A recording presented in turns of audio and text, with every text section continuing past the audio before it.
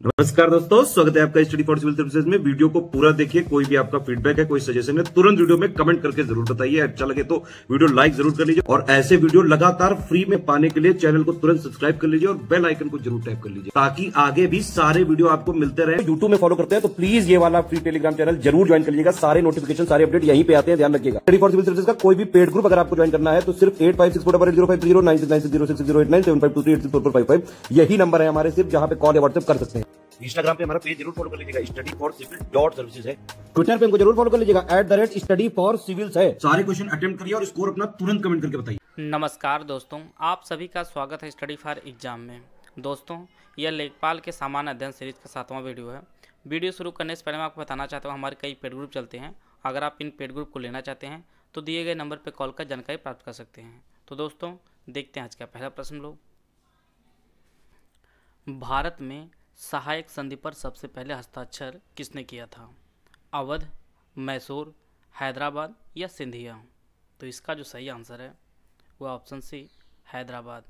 भारत में सहायक संधि पर सबसे पहले हस्ताक्षर हैदराबाद के निजाम ने किया था और इसने जो है 1798 में इस संधि पर हस्ताक्षर किए थे। सहायक संधि जो है वह लॉर्ड वेलेस्ली ने शुरू की थी। लॉर्ड वेलेस्ली ने शुरू की थी सहायक संधि। सर्वप्रथम हैदराबाद इसका शिकार होता है। इसके पश्चात दूसरा शिकार मैसूर का होता है 1799 में। तीसरा अवध का नवाब जो 1801 में, और बाजीराव द्वितीय ने जो है 1802 में यह संधि स्वीकार की थी। इसका जो ऑप्शन सी है वह सही है। आइए देखते हैं अगला प्रश्न लोग। इनसाइट किस अंतरिक्ष एजेंसी का एक मिशन है? नासा, इसरो, जाक्सा या ISA? तो इसका जो सही आंसर है वह ऑप्शन ए, नासा का। इनसाइट जो मिशन है यह एक नासा का मिशन है और यह मिशन नवंबर 2018 को यह मंगल पर उतरा था और इस मिशन के तहत मंगल के ऊपरी और निचली परतों का जो है निरीक्षण किया गया था। तो यह जो ऑप्शन ए है, नासा, इसका जो सही आंसर है। आइए देखते हैं अगला प्रश्न लोग। लिसनिंग, लर्निंग एवं लीडिंग के लेखक कौन है? Barack Obama, Bill Gates, Venkaiah Naidu या सच थरूर? तो इसका जो सही आंसर है वह ऑप्शन सी, वेंकैया नायडू।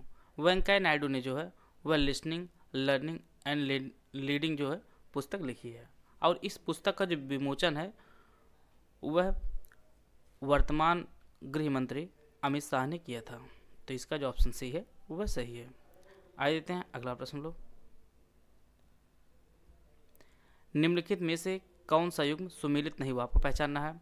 संभवनाथ अश्व, ऋषभदेव गज, अभिनंदन नाथ कपि, सुमतिनाथ क्रौंच?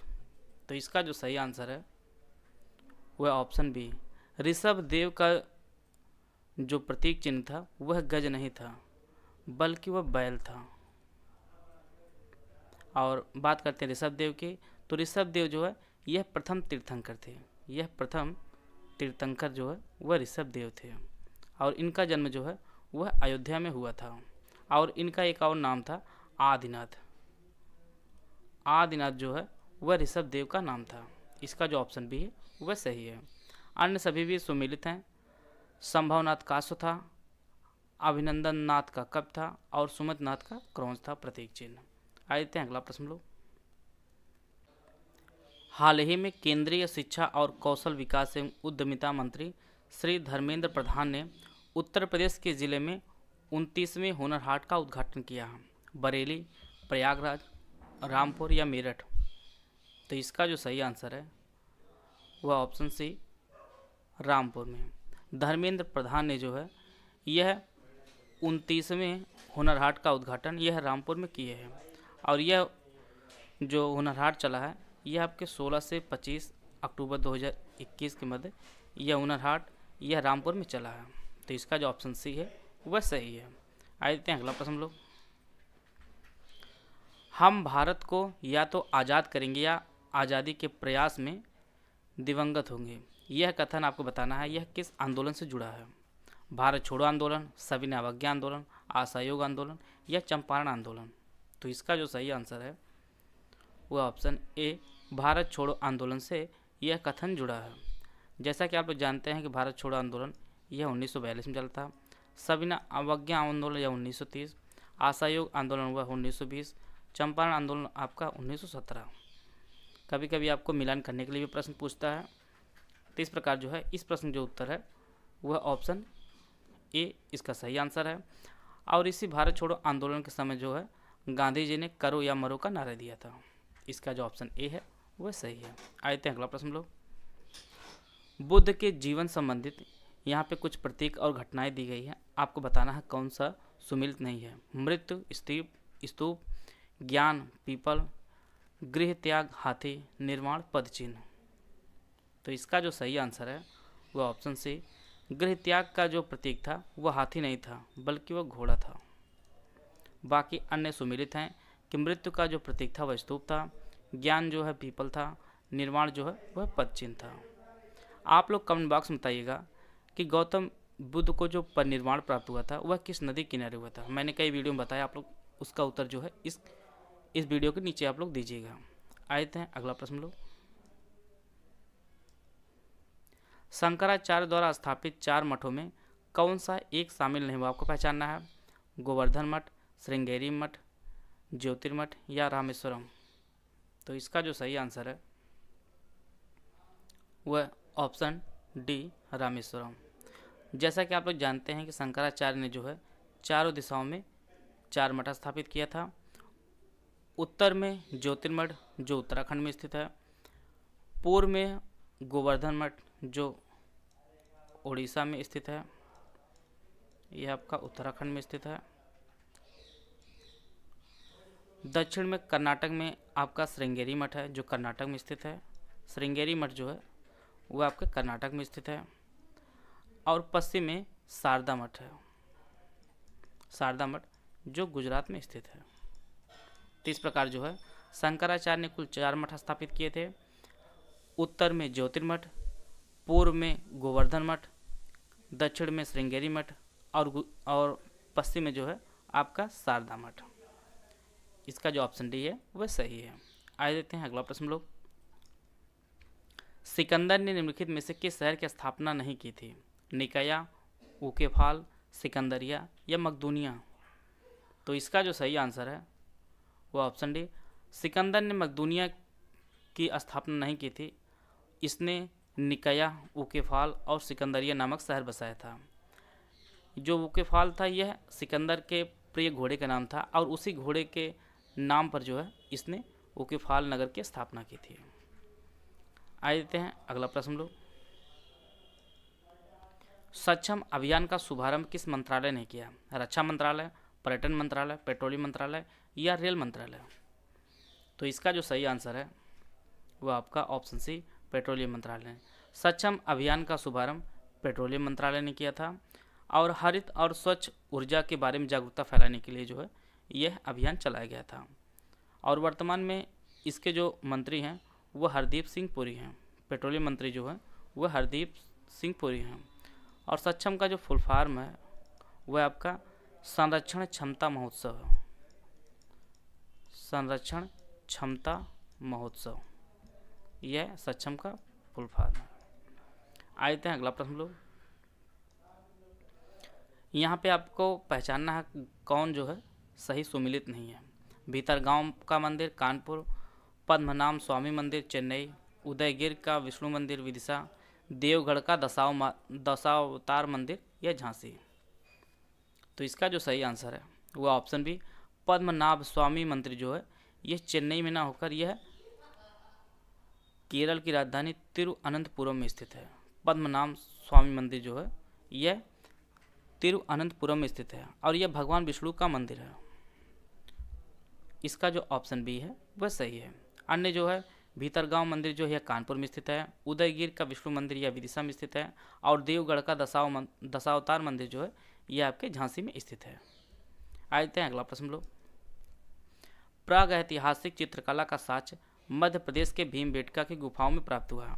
आपको बताना है कि इसकी खोज किसने की थी। V.S. Wakankar, R.S. Sharma, John Marshall या जॉन मथाई। तो इसका जो सही आंसर है वह ऑप्शन ए वी.एस. वाकणकर ने जो है यह भीमबेटका गुफाओं की खोज की थी और इन्होंने जो इसकी खोज 1957-58 में की थी। और यह गुफा जो है यह मध्य प्रदेश के रायसेन जिले में स्थित है। यह भी कई बार परीक्षाओं में पूछा गया है इसके जिले को, तो यह भी आप लोग नोट करते चलिएगा। तो इसका जो ऑप्शन ए है वह सही है। आते हैं अगला प्रश्न लोग। दसवंत और बसावन किसके प्रमुख चित्रकार थे? जहांगीर, शाहजहां, अकबर या यहाँ पे 2 बार हो गया इसके लिए, यहाँ पे किसी अन्य बादशाह का नाम रहेगा या इनमें से कोई नहीं मान लीजिए। तो इसका जो सही आंसर है वो ऑप्शन सी अकबर। दसवंत और बसावन जो है यह अकबर के प्रमुख चित्रकार थे। तो इसका जो ऑप्शन सी है वह सही है। आगे देते हैं अगला प्रश्न लोग। राष्ट्रीय अल्पसंख्यक आयोग के संदर्भ में कौन सा कथन सही हुआ आपको पहचानना है। यहाँ पे 2 स्टेटमेंट दिया गया है। इसका जो गठन है यह 1993 में किया गया था और इसके वर्तमान जो अध्यक्ष बने हैं वह इकबाल सिंह लालपुरा बने हैं। केवल एक सही है, केवल 2 सही है, दोनों सही या इनमें से कोई नहीं सही है। तो इसका जो सही आंसर है वह ऑप्शन सी। इसके जो दोनों स्टेटमेंट हैं वह सही हैं कि राष्ट्रीय अल्पसंख्यक आयोग का जो गठन हुआ था वह 1993 में हुआ था और हाल ही में जो इसके अध्यक्ष बने हैं वह इकबाल सिंह लालपुरा बने हैं। इसकी जो स्थापना हुई वह 1993 में हुई थी और उस समय जो है मुस्लिम, सिख, ईसाई, बौद्ध और पारसी जो है इन्हें अल्पसंख्यक के अंतर्गत शामिल किया गया था। तो पहले 5 थे, बाद में जो है वह 2014 में जो है जैन धर्म को इसी में शामिल किया गया है राष्ट्रीय अल्पसंख्यक में। और बात करते हैं राष्ट्रीय अल्पसंख्यक आयोग के बारे में। तो इसमें एक अध्यक्ष होते हैं और एक उपाध्यक्ष होते हैं और 5 जो है अन्य सदस्य होते हैं और इनका जो कार्यकाल होता है वह 3 साल का होता है। यह भी परीक्षाओं के लिए जो है काफ़ी महत्वपूर्ण फैक्ट है। तो टोटल जो है अल्पसंख्यक वर्ग में जो है कुल 6 धर्म आते हैं, मुस्लिम, सिख, ईसाई, बौद्ध, पारसी और जैन को 2014 में जोड़ा गया था। आते हैं अगला प्रश्न लोग। इराक की राजधानी बगदाद है। आपको बताना है कि बगदाद किस नदी के तट पर स्थित है? स्वान, टिग्रिस, राइन या लाप्लाटा। तो इसका जो सही आंसर है वह ऑप्शन बी टिग्रिस नदी के किनारे। टिग्रिस नदी के किनारे जो है यह बगदाद स्थित है और बगदाद जो है वह इराक की राजधानी है। इसका जो ऑप्शन बी है वह सही है। आइए देखते हैं अगला प्रश्न लोग। बाल गंगाधर तिलक द्वारा स्थापित होम रूल लीग के प्रथम अध्यक्ष कौन थे? 4 ऑप्शन दिया गया, आप लोग ऑप्शन पढ़ लीजिए। इसका जो सही आंसर है वह ऑप्शन बी जोसेफ बैप्टिस्टा जो है यह प्रथम अध्यक्ष थे होम रूल लीग की, जिसकी स्थापना बाल गंगाधर तिलक ने 1916 में की थी। और इसके जो है सचिव थे वह एन.सी. केलकर थे। एन.सी. केलकर सचिव थे होम रूल लीग की। तो इस प्रकार जो है इसका जो ऑप्शन बी है वह सही है।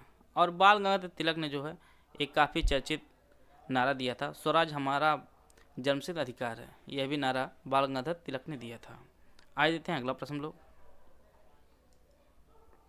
रक्षा मंत्रालय ने राष्ट्रीय कैडेट कोड अर्थात एनसीसी व्यापक समीक्षा के लिए एक उच्च स्तरीय विशेषज्ञ समिति का गठन किया है। आपको बताना है इसके संदर्भ में कौन सा कथन सही नहीं है।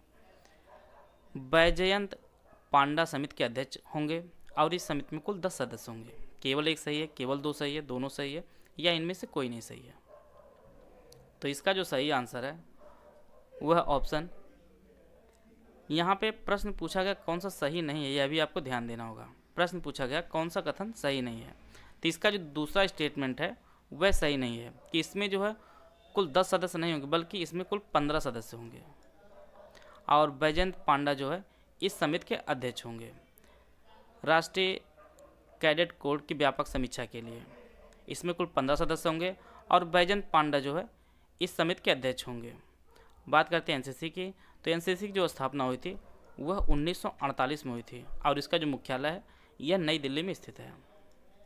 नई दिल्ली में एनसीसी का मुख्यालय स्थित है। इसका जो ऑप्शन बी है वह सही है, यहाँ पे नहीं पूछा गया। आइए देखते हैं अगला प्रश्न लोग। ब्रिटिश सरकार द्वारा दी गई हाजिक उल मुल्क की पदवी